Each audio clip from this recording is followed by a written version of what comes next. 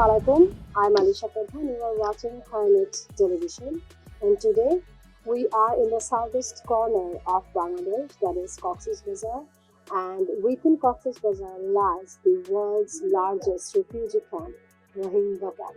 And right now I am at the shelter and the center of TIKA, organization supported by the Turkish government. And we feel very privileged that today, as we have completed 7 years of Rohingya camp in Bangladesh, so we are going to talk about the future and the current hurdles that lies within this community. Today, if you can see, I have some vibrant youth of this Rohingya camp, and it's very interesting to point out 7 years they have been living here. I think it is quite in history itself. These children, they came as a young child and they have now grown up as a vibrant youth. What is even more surprising, their education, their confidence, and they have a voice, they have ideals, they have passion for their own country and also for the betterment of this Rohingya camp. So we are going to dig deep and we're going to really point out what is their thought and ideals. So right now, the person sitting next to me, he is the founder of the, if I'm not wrong, the first youth-led organization here. It's called Rohingya Youth Advocacy. So I have Saifullah and I have all the members of the foundation. So I will give you a question. So before you answer the question, share a bit about yourself, your name, your position, and also as you complete 7 years living in Bangladesh, did you guys expect it to stay here for that long? Number one. And number two, what made you introduce this youth-led organization? And the timing is very amazing. As you know, Bangladeshi student has already made history. They have just changed the government of the longest running party in Bangladesh. So I will start with Saiful. Assalamualaikum warahmatullah. My name is Saiful Islam. I am a Rohingya youth from the world's largest Rohingya refugee camp in Cox's Bazar, Bangladesh. Today I am here from HerNet Television. Here in the refugee camp, I have been working with TIKA for about 1 year. Here as a librarian of TIKA.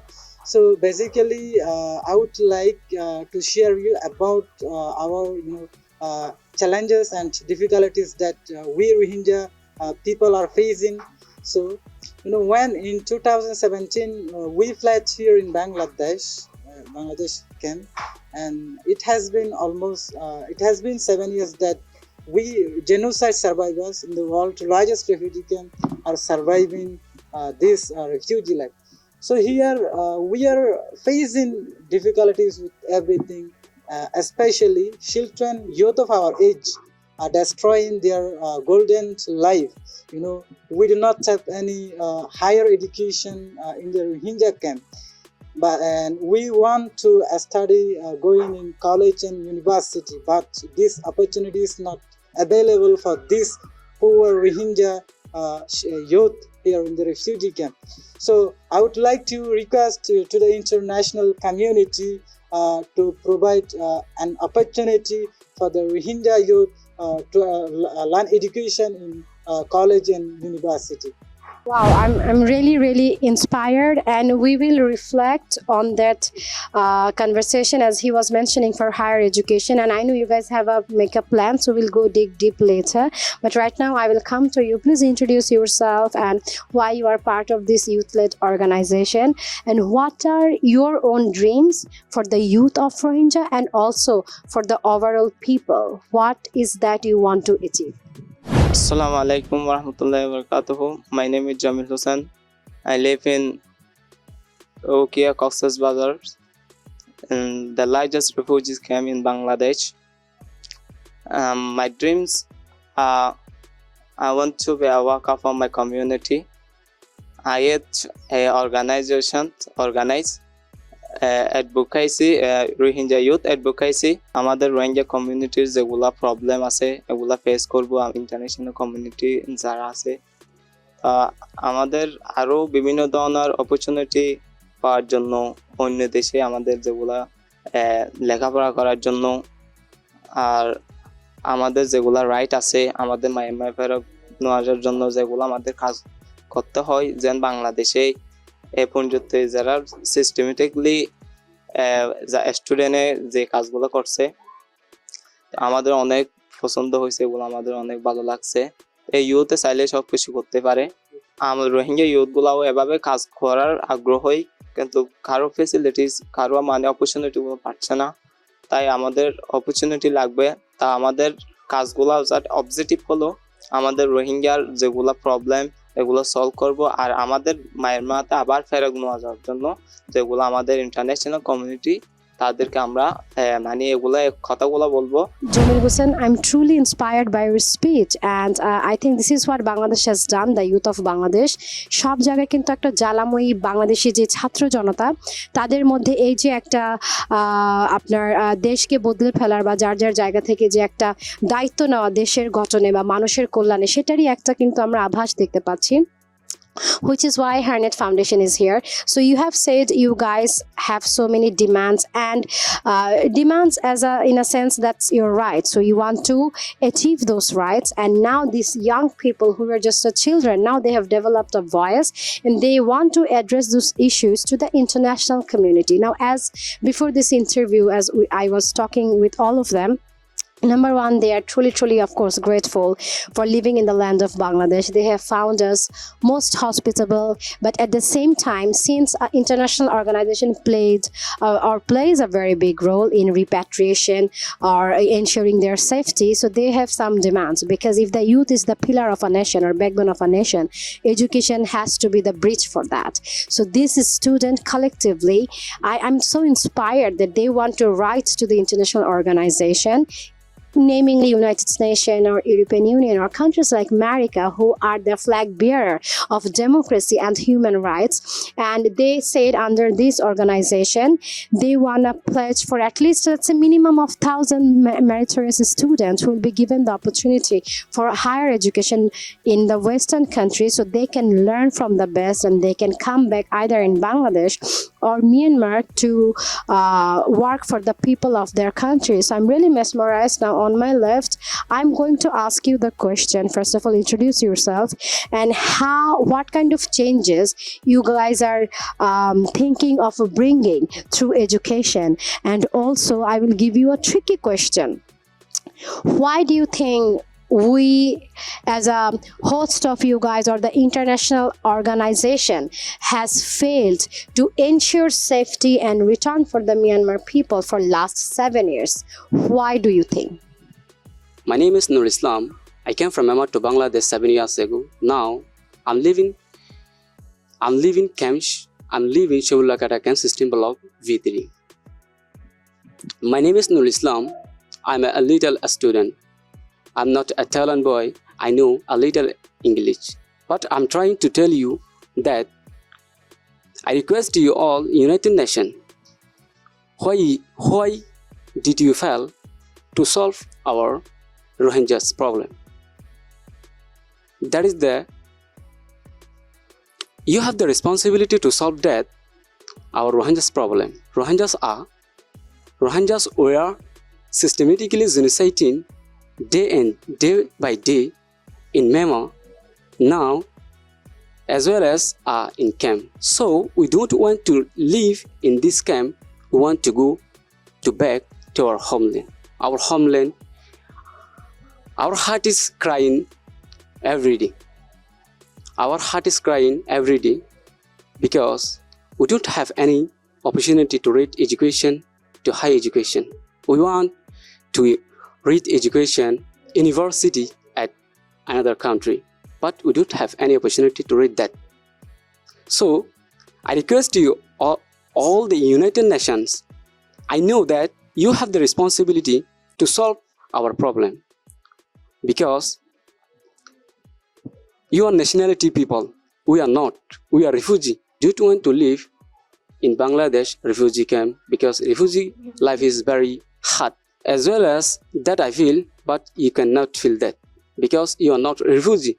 I'm refugee. Nur Islam, as I hear you speak, I can feel when you ask the question to United Nations that you are not a refugee because you have nationality, so you will not understand. This is a very big question, but rightly so, because when you play the role of an international guardian, a mediator, so definitely there are expectations from United Nations. But as we have seen, probably this is the biggest crisis because they haven't been able to solve it. So what can we do? Because these are the youth. They have grown up as a youth from childhood in this camp, and this is not where when they belong. They are asking for their own land with safety, and how can they do it? They need education. So maybe as you have said, you all can collectively write a petition and a letter. If, let's say, what if United Nations or the whole world failed to take you back to your country even for the next 7 years, let's say, but still you will be a refugee. And that breaks my heart too when I say this to you. So perhaps the international organization can take the meritorious student from here, take them abroad, give them the higher education. An idea can change the world. So maybe they will change their Myanmar if we are failing in giving them their rights or their security. Perhaps the education will give them. We cannot forget what Bangladeshi student has done. How can we forget the government or the party who were associated with the independence of Bangladesh because they were gone wrong, because there were corruption, because they have some flaws in the laws. The student have just ousted the government. So this youth has gained that spirit. They want to do it rightfully with the support of their merit. So I think this is, and also they are talking about they are not well here. As we can see, we have so many international organizations. They have their office and set up here, but still we do have problem. So it's not just entirely a failure of Bangladeshi people as a host, because this foreign mission works like a independent guardian of certain zones. So there must be something going on wrong there as well. Otherwise, they still lack proper healthcare system. Now, why so? I wonder, because I think we are supposed to have the biggest experts in health sector or in education from abroad, because no one is more human than the Western, right? So we Bangladeshi, we have very basic capacity, so we are giving as much as I can. So my question is, why? I will come to you. Please introduce yourself. Now I want to know, we should have foreign representatives in judiciary, in health, in education in Bangladesh, in Rohingya camp. So what are the support you guys are having from the Western media, and what kind of support you will need more? So কি সুযোগ সুবিধারা দিচ্ছে যাতে আপনারা যে কোনো ন্যাশনালিটির মতোই আপনারা অধিকার নিয়ে একটা সুন্দর জীবন যাপন করতে পারেন, বা এর বাহিরে আরো কি কি প্রয়োজন এখানে একজন তরুণ হিসেবে আপনি আপনার বক্তব্যটা শেয়ার করবেন? Thank you. Assalamu alaikum wa rahmatullahi wa barakatuhu. It's me. My name is Muhammad Sadek. I am a refugee. I live in Cox's Bazar, Bangladesh, Camp System Block C6. I am in front of HerNet television. I expect, as in my opinion, Bangladesh governments give us very opportunity, and they give us ration and other things. So we are very suffering, very challenges, refugee camps. We cannot get the opportunity to read higher education in refugee camps. If the international community give us the opportunity to read higher education, such as university, college, and higher school, I want to request the community, if you can afford to give us the opportunity to reach foreign country, the education. If we are all education person, we can do something for our motherland. Recently, Myanmar government and terrorists, they are fight each other against. So Myanmar government not takes any decision to return Rohingya for our country. I am request the international community to return our home. Thank you for your very deep, passionate, but it's also real. So thank you for your valuable opinion. As we witness the resilience and tribulations of the Rohingya people, I think the question looms large. What step can be taken to alleviate this suffering? And as you can see, the resounding response from all of this youth, they need opportunity and they want to go back to their country. And it makes me wonder, 7 years has gone by. Maybe Bangladesh or the international organization could have played a better role, because I was talking to the people, they say a genuine interest and also a collective and concerted effort by the world, I think it can easily solve this problem, because this is lingering in the world. I think no one has such a big history, and therefore I think all of you need to take more time, come up with some your own solution, because you guys are not safe here. As I know, there is a conflict going on within Rohingya between RSO and Arasa, right? Arasa. So these two are like, sort of like a mutiny. So one is fighting the another. There is a one group who wants to just stay here, and there is an allegation maybe they're supported by the Burmese people. So if you try to understand this, because we do not see this kind of news in the Western media or even in Bangladesh mainstream media. And then there is the Arasa organization. Those are educated people, and they feel, because it doesn't matter, let's say even I give them the best education or the house, they will not get the nationality of other country but then their own.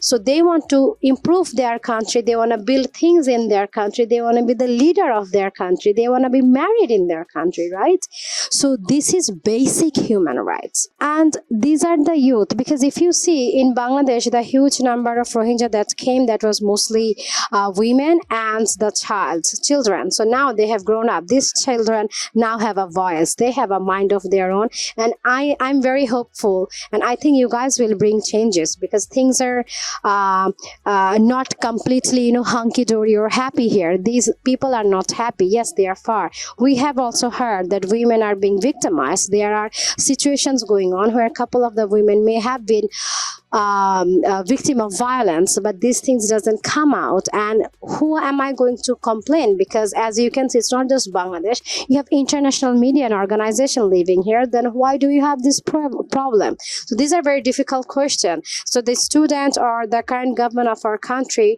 who can think just any problem can be solved overnight, where we have the not just the audacity or the courage, we also believe we can solve problem. Otherwise we can just oust the government, we can oust the person, we can do that. So if they are asking for the international media attention, I'm asking the attention of our current government, because you people are vigilant, you people take quick action. So please focus on these Rohingya issues.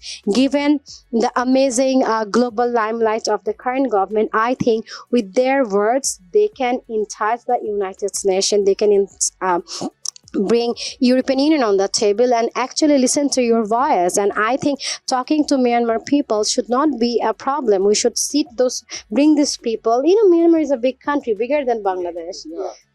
I mean, you people deserve your own land. There is a dignity. Now, living a refugee life is not a dignity.